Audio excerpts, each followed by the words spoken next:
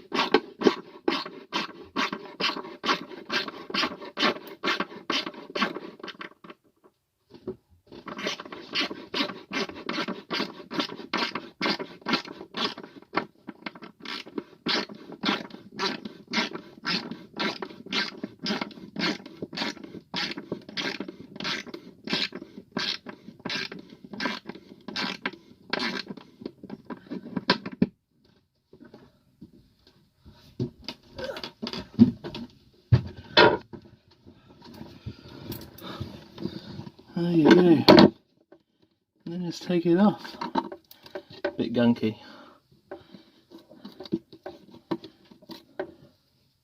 Okay, that's the first one in.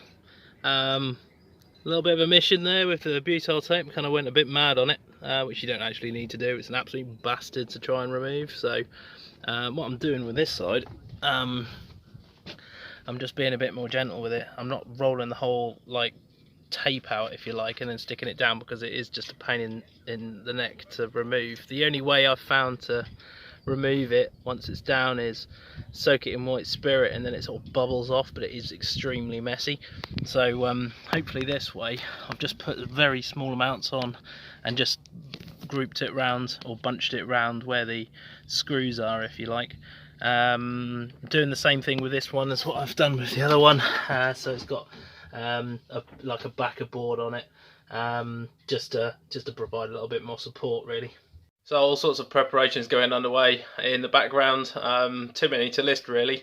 I've just found myself kind of getting to the point where I'm just, not really panicking, but just realising that there's all these little odds and ends to do. So, but one thing I have done is I've just pinned this map, which I'll show you on the wall, and I'll just give you the rundown on that and just the route, sort of estimated route for like the first stage, which is round to Belfast. So I'm actually doing this in two stages. The first one's to Belfast in June, and then in August I'm going back to do Scotland and down the east coast. So yeah, I'll just swing this around and I'll give you a look on this.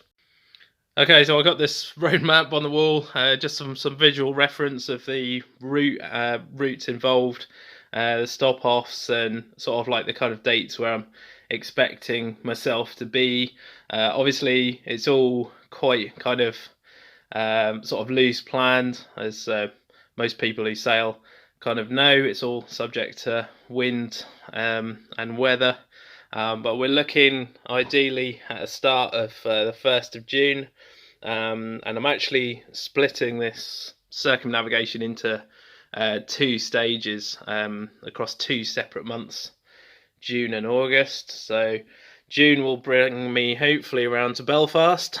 That is the sort of target end destination for the first month, and then in August is to continue up the west coast of Scotland, hopefully around the top, Pentland Firth, and then back round the east coast and down back towards East Anglia for the end of August. That's sort of where the kind of ballpark kind of target sort of time period, if you like, of this circumnavigation. So yeah, but yeah, we're looking at a start date of the first weekend in June, down to Kent, Ramsgate, maybe Dover. We're looking for a decent wind direction for making as best passage as possible along the east coast, English Channel even, to the Solent. Spend a bit of time having a look around there. Some pretty cool places I'd like to go. Portsmouth, I'd like to try and spend a bit of time on the Isle of Wight. That'd be cool.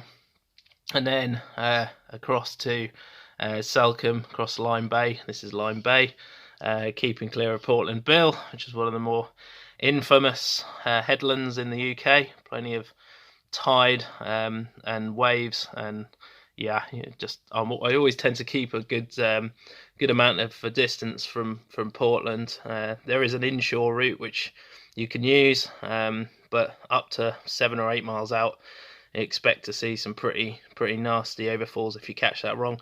So I was trying to make a good clearance on that, and then across to Salcombe, and I'm trying to get to Plymouth.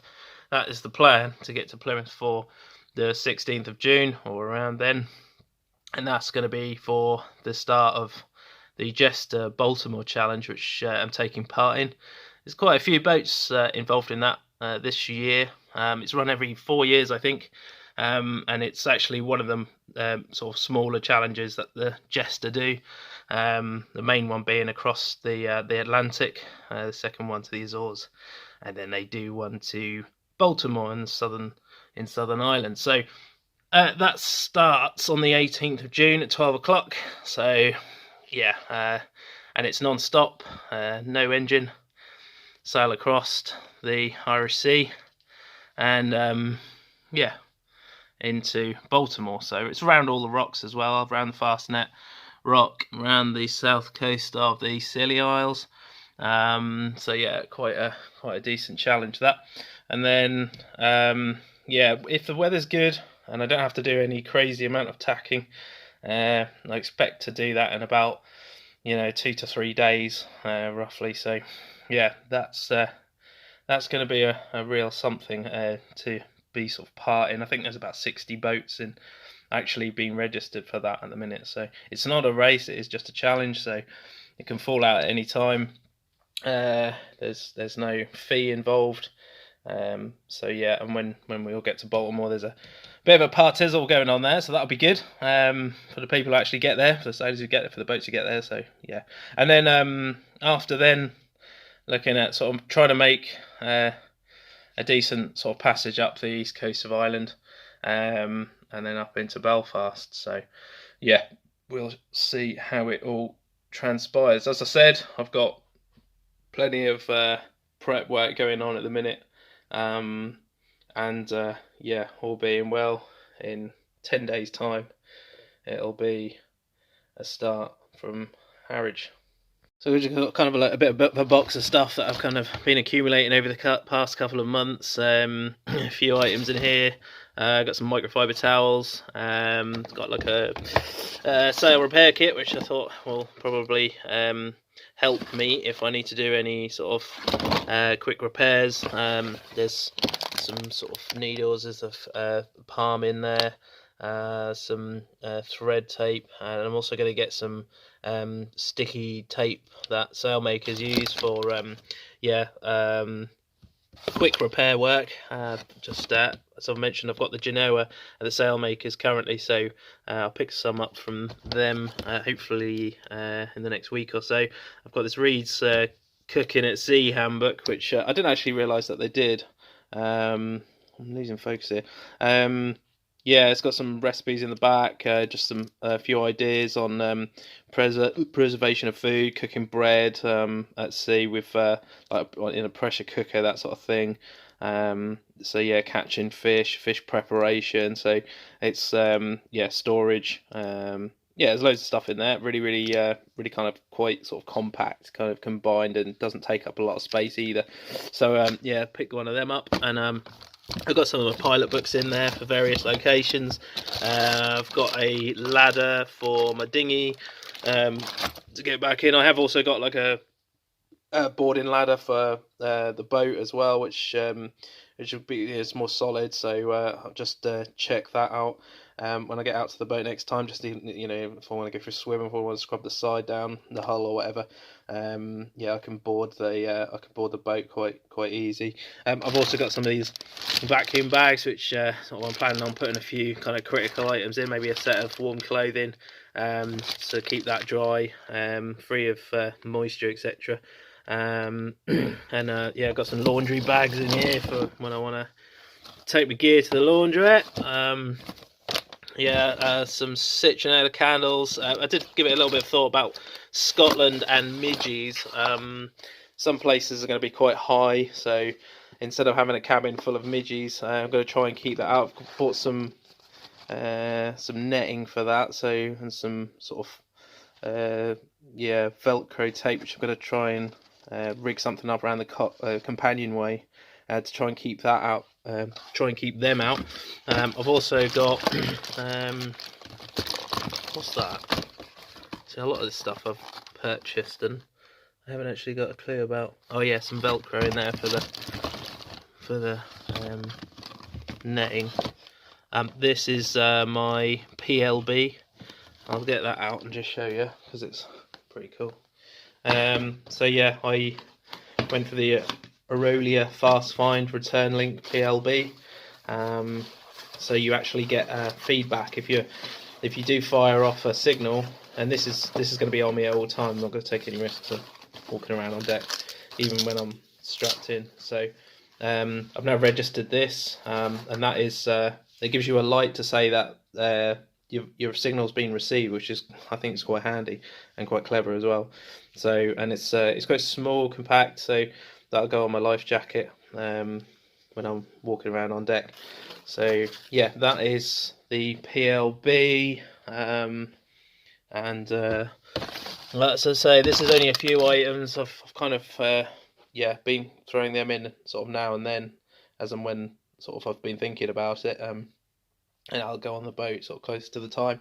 I've also got like a toaster oven. I wasn't sure whether I was actually going to get one or not, but now thinking sort of in a marina, and I've been living out of tins and eating tin food and packets of noodles and stuff. It's going to be nice to have something a bit more kind of substantial, really. So, and you can do sort of slightly better meals in that one. So, yeah, they're not very expensive, and doesn't take up much space either. So I'll throw that in the quarter berth. Henry the Hoover is not coming on this trip, so yeah, he's got to stay at home. So I've got a mascot as well, Barry the Bread. Bit of a piss take, really, because keeping bread on board a sailing boat is, yeah, it's not great. It usually goes all like soft and moisturised, and yeah, it's not very nice to eat. So yeah, this is the replacement for that, really. Totally inedible. So yeah, we'll find a place to stash him, and he'll be coming along for the trip. Okay, just a little word on the channel. I'm going to be trying to do an upload every sort of week on the progress of this as I go along, but it's going to be very much based on my internet availability, where I am, what I'm doing, etc. So if you do see sort of a bit of a gap coming up, don't worry. There should be something coming up around every sort of like week or so. Alongside this challenge as well is going to be I've set up a fundraiser to Cancer Research UK. And I'll leave a link in the descriptions box below for that. If you want to give it a look, then please do. If you want to donate, even better. Thanks very much for that. I've got a target figure, but it is just a kind of rough target figure. It doesn't really matter if I get to there, but it's yeah, just something I've put up there. But yeah, feel free to subscribe to the channel if you haven't already done so, and you'll get like a little notification come up when I upload a video. It's a bit easier to track there. So yeah, that's it for now. Many thanks for watching, and the next video hopefully be getting pretty close to the start date, and maybe get some footage of the leaving there. So yeah, cheers.